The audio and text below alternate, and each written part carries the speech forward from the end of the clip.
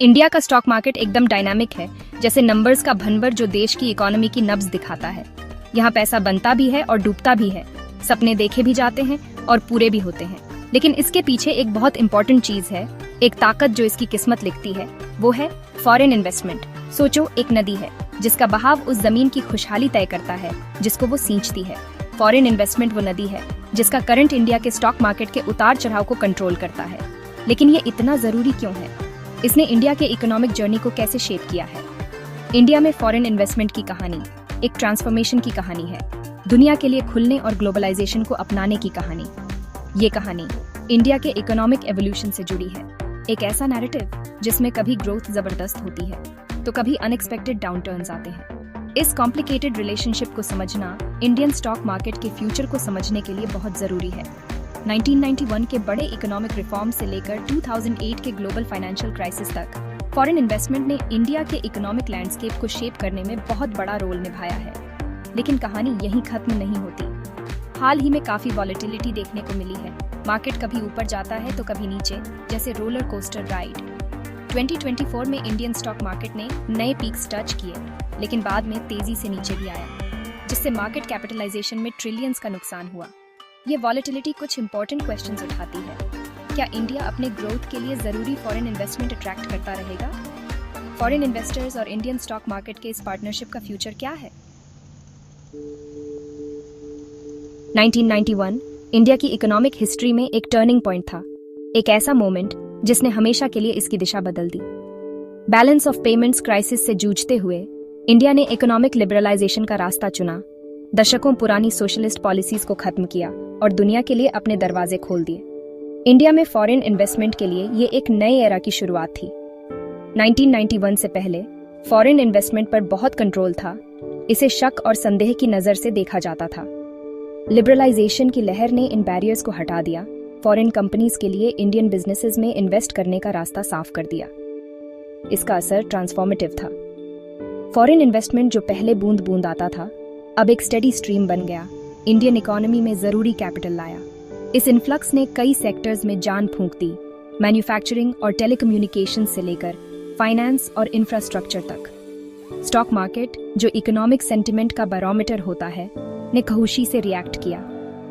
Benchmark indices, Sensex और Nifty ऊपर चढ़ने लगे, इंडियन इकोनॉमी में नए कॉन्फिडेंस को रिफ्लेक्ट करते हुए। 1991 का लिबरलाइजेशन सिर्फ फॉरेन कैपिटल के लिए खुलना नहीं था, ये एक नई सोच को अपनाना था, मार्केट ओरिएंटेड अप्रोच की तरफ शिफ्ट करना था। इसने दुनिया को दिखाया कि इंडिया ग्लोबल इकोनॉमी के साथ इंटीग्रेट होने के लिए तैयार है, एक क्लोज्ड और इनवर्ड लुकिंग नेशन की इमेज को बदलने के लिए। इस नए ओपननेस का इंडियन स्टॉक मार्केट पर गहरा असर पड़ा। ये फॉरेन इन्वेस्टर्स के लिए इंडिया की ग्रोथ स्टोरी में पार्टिसिपेट करने का गेटवे बन गया, उन कंपनीज में इन्वेस्ट करने का मौका जो लिबरलाइजेशन वेव से फायदा उठाने वाली थी।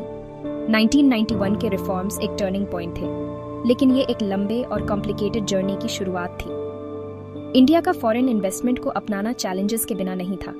आने वाले सालों में पॉलिसी हर्डल्स, रेगुलेटरी अनसर्टेनिटीज और मार्केट वॉलेटिलिटी देखने को मिली।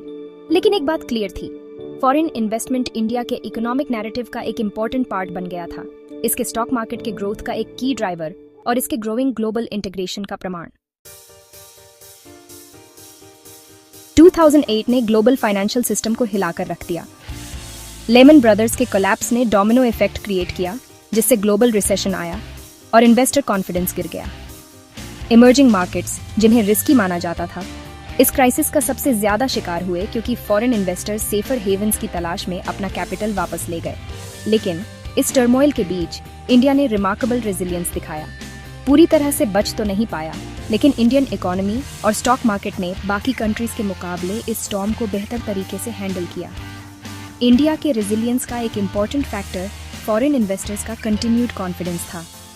ग्लोबल अनसर्टेनिटी के बावजूद कई foreign institutional investors Indian market में बने रहे। उन्होंने रिकॉग्नाइज किया कि इंडिया के स्ट्रॉन्ग इकोनॉमिक फंडामेंटल्स और रोबस्ट फाइनेंशियल सिस्टम ने इसे एक टर्बुलेंट वर्ल्ड में रिलेटिवली सेफ हेवन बना दिया है। ये कॉन्फिडेंस क्राइसिस से पहले के सालों में इंडिया द्वारा किए गए सिग्निफिकेंट इकोनॉमिक रिफॉर्म्स की वजह से था। क्राइसिस के दौरान इंडियन गवर्नमेंट के रिस्पांस ने भी इन्वेस्टर कॉन्फिडेंस को मेंटेन करने में इंपॉर्टेंट रोल निभाया। फिस्कल स्टिमुलस पैकेजेस और मॉनेटरी पॉलिसी इंटरवेंशंस जैसे क्विक और डिसाइसिव मेजर्स ने इकोनॉमी को सपोर्ट किया। रिजर्व बैंक ऑफ इंडिया ने इंटरेस्ट रेट्स कम किए और बैंकिंग सिस्टम में लिक्विडिटी इंजेक्ट की, जिससे बिजनेसेस और कंज्यूमर्स को क्रेडिट मिलता रहा। इस प्रोएक्टिव अप्रोच ने डीप रिसेशन को रोकने में मदद की और फॉरेन इन्वेस्टर्स का कॉन्फिडेंस बढ़ाया। 2008 का क्राइसिस इंडिया की ग्रोइंग इकोनॉमिक माइट और ग्लोबल शॉक्स को झेलने की क्षमता का प्रमाण था। इसने दिखाया कि क्राइसिस के दौरान फॉरेन इन्वेस्टमेंट ने इंडियन इकोनॉमी को सपोर्ट करने में कितना इंपॉर्टेंट रोल निभाया। जहां दूसरे इमर्जिंग मार्केट्स गिर गए, वहीं इंडिया स्टेबिलिटी का बीकन बनकर उभरा। इसके स्ट्रॉन्ग इकोनॉमिक फंडामेंटल्स और फॉरेन इन्वेस्टर्स के ग्रोइंग कॉन्फिडेंस का प्रमाण। इस रेजिलियंस ने इंडिया की पोजीशन को फॉरेन इन्वेस्टमेंट के लिए एक अट्रैक्टिव डेस्टिनेशन के रूप में और मजबूत किया। पिछले कुछ दशकों में इंडिया में काफी रिफॉर्म्स हुए हैं, जिन्होंने इसके मार्केट्स को बदल दिया है। 90s के लिबरलाइजेशन से लेकर जीएसटी लागू होने तक इन चेंजेस ने एक ज्यादा रोबस्ट इकोनॉमिक लैंडस्केप के लिए रास्ता बनाया है। इन रिफॉर्म्स का असर बढ़ते फॉरेन इन्वेस्टमेंट्स और नए इंडस्ट्रीज के राइज में साफ दिखता है।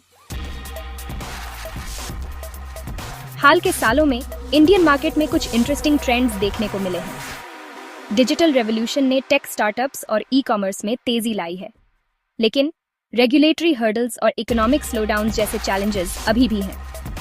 ये एक डायनामिक एनवायरनमेंट है जहां अडेप्टेबिलिटी बहुत जरूरी है। इंडिया की ग्रोथ स्टोरी इसकी डाइवर्स इकोनॉमी और यंग वर्कफोर्स से आगे भी आज रही है। टेक्नोलॉजी, मैन्युफैक्चरिंग और सर्विसेज जैसे सेक्टर्स इस प्रोग्रेस को ड्राइव कर रहे हैं। इंफ्रास्ट्रक्चर और इनोवेशन पर गवर्नमेंट का फोकस भी इंपॉर्टेंट रोल निभा रहा है। ये सब मिलकर इंडिया को एक ग्लोबल इकोनॉमिक पावर हाउस बनाने में मदद कर रहे हैं।